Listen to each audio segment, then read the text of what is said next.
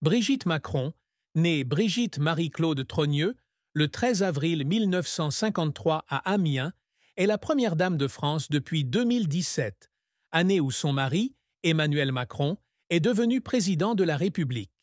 Cadette d'une famille de 6 enfants, née de Jean Trogneux, célèbre chocolatier, et de Simone Pujol, Brigitte a grandi dans une famille catholique aisée, mais stricte du nord de la France. Sa vie a été un parcours émouvant, passant d'une professeure de lettres dévouée dans un lycée d'Amiens à la femme derrière l'un des plus jeunes dirigeants français. L'intelligence, la grâce et la détermination de Brigitte ont fait d'elle un symbole de force et de compassion. Mais derrière les projecteurs se cachent de profonds chagrins, des secrets cachés et des épreuves qui l'ont façonnée. La plus grande tristesse de Brigitte Macron a été le traumatisme émotionnel qu'elle a subi lorsque sa relation avec Emmanuel Macron, de 24 ans son cadet, a été fortement contestée par sa famille et la société. Au début de sa relation avec Emmanuel, alors élève au lycée La Providence d'Amiens, Brigitte a dû faire face à de vives critiques de la part de sa famille, de ses amis et de la communauté. Les parents d'Emmanuel, et notamment sa mère, Françoise Noguès, lui ont demandé de mettre fin à leur relation, la considérant comme un scandale inacceptable. Sa famille Trogneux, une famille importante d'Amiens, a également exprimé sa déception, craignant que cette relation ne porte atteinte à leur réputation.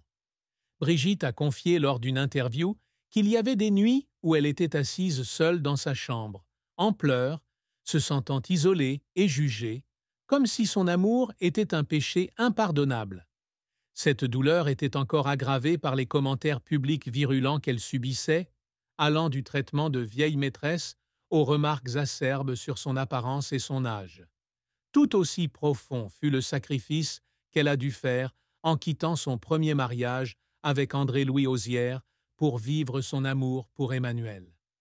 Ce mariage, qui a duré de 1974 à 2006, lui a donné 3 enfants, Sébastien, Laurence et Tiphaine, et a aussi marqué sa vie. La décision de divorcer l'a non seulement culpabilisé d'avoir blessé sa famille, mais l'a aussi forcé à vivre une séparation temporaire avec ses enfants, en particulier Tiphaine, qui a d'abord eu du mal à accepter la nouvelle relation de sa mère.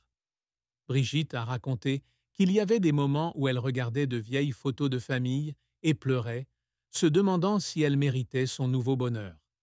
Cette tristesse, bien que dissimulée par un sourire éclatant, est indissociable de son parcours, façonnant une femme à la fois forte et vulnérable. La carrière de Brigitte Macron est une histoire de dévouement et de passion pour l'éducation, avant qu'elle ne se lance dans le plaidoyer politique et l'action humanitaire en tant que première dame. Diplômée du lycée Sacré-Cœur d'Amiens, Brigitte a étudié les lettres à l'Université de Lille, où elle a obtenu un CAPS pour l'enseignement du français et du latin. Elle a débuté sa carrière d'enseignante à Paris, puis est revenue à Amiens pour enseigner au lycée catholique La Providence à partir du début des années 1990. Professeure appréciée, elle était connue pour ses cours inspirants sur la littérature française, de Molière à Camus, et sa capacité à motiver ses élèves. C'est là qu'elle a rencontré Emmanuel Macron, un brillant élève de sa classe de théâtre qui deviendra plus tard son mari. Elle a également enseigné au lycée Saint-Louis de Gonzague à Paris de 2008 à 2016, avant de prendre sa retraite pour soutenir la carrière politique d'Emmanuel. En tant que première dame, Brigitte a redéfini ce rôle en se concentrant sur les questions d'éducation, de culture et de santé. Elle a fondé l'association LIVE, l'Institut des vocations pour l'emploi, en 2019, qui aide les adultes sans emploi à trouver un emploi grâce à la formation professionnelle.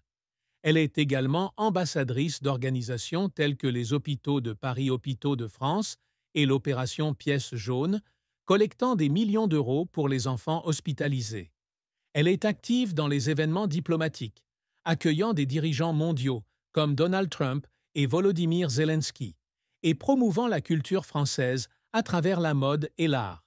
Son style, souvent porté par des marques comme Louis Vuitton et Balmain, l'a aidée à devenir une icône de la mode, même si elle a toujours insisté sur le fait que son rôle était bien plus qu'une simple personnalité publique. Cependant, sa carrière n'a pas toujours été de tout repos. L'un de ses plus grands revers a été les critiques qu'elle a essuyées pour son rôle de première dame officieuse. En 2017, une pétition en ligne, qui a recueilli plus de 200 000 signatures, a protesté contre le financement de son rôle, la forçant à abandonner son projet de bureau officiel à l'Élysée. Les critiques, souvent accompagnées de remarques désobligeantes sur son âge et sa relation avec Emmanuel, l'ont profondément blessée. Elle a confié qu'il y avait des jours où elle lisait des articles négatifs et pleurait, se demandant si elle était vraiment à la hauteur.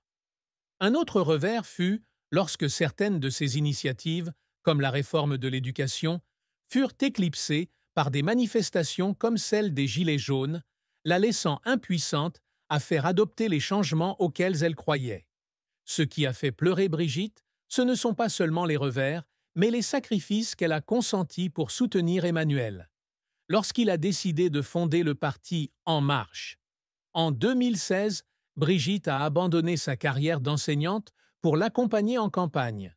Elle a passé des heures à réciter ses discours, à lui donner des conseils stratégiques et à participer à des événements malgré les critiques.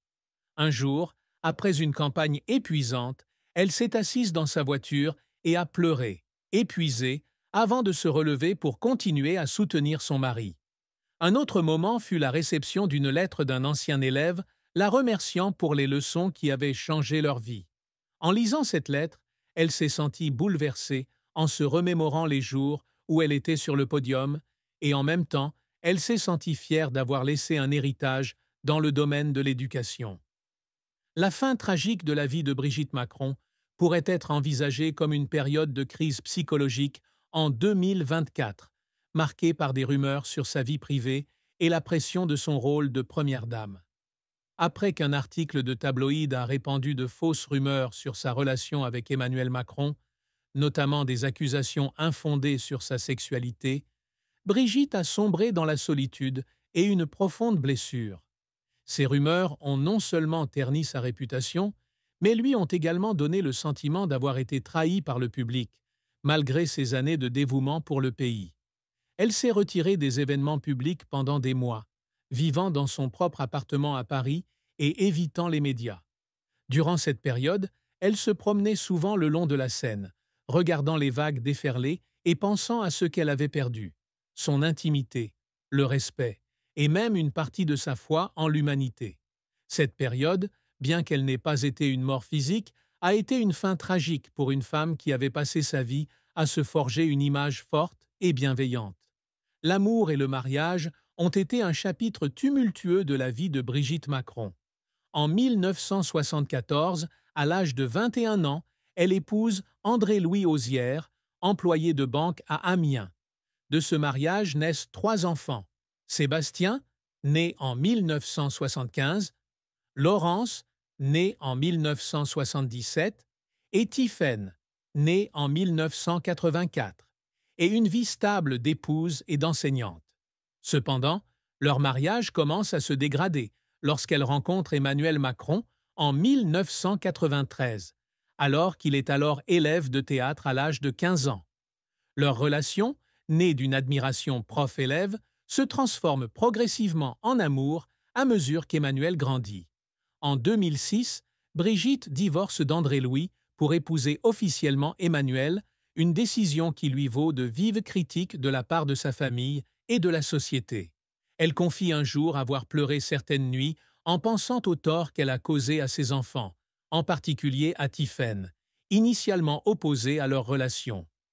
Brigitte et Emmanuel se marient en 2007 au Touquet, lors d'une cérémonie simple mais émouvante. Leur relation, malgré la scrutation publique due à leur différence d'âge, est devenue le symbole d'un amour qui transcendait les préjugés. Pourtant, ce mariage n'a pas été facile. Brigitte a dû faire face à des critiques constantes concernant son apparence, son âge et son rôle dans la carrière politique d'Emmanuel. Elle a un jour confié avoir été parfois blessée par des commentaires malveillants, mais l'amour d'Emmanuel a toujours été une source de force. La plus grande tristesse de son mariage a été le sentiment de ne pas pouvoir donner un enfant à Emmanuel, même si elle savait qu'il aimait ses beaux enfants comme les siens. Il lui est arrivé de rester seul, regardant Emmanuel jouer avec ses petits-enfants, et de pleurer, se demandant si elle suffirait à le rendre heureux. Le plus grand secret que Brigitte Macron a gardé caché était une légère dépression dont elle a souffert au début des années 2000, alors qu'elle peinait à concilier son premier mariage, en train de s'effondrer, avec son nouvel amour pour Emmanuel. Durant ces années, elle s'est sentie tiraillée entre ses responsabilités d'épouse et de mère, et son désir de vivre une vie fidèle à son cœur. Elle a consulté un thérapeute à Amiens, mais n'en a parlé à personne, pas même à ses enfants, de peur que cela ne ternisse l'image forte qu'elle s'était forgée. Certaines nuits, elle écrivait dans son journal, notant des pensées de solitude et de culpabilité, puis les déchirait pour que personne ne le découvre. Ce secret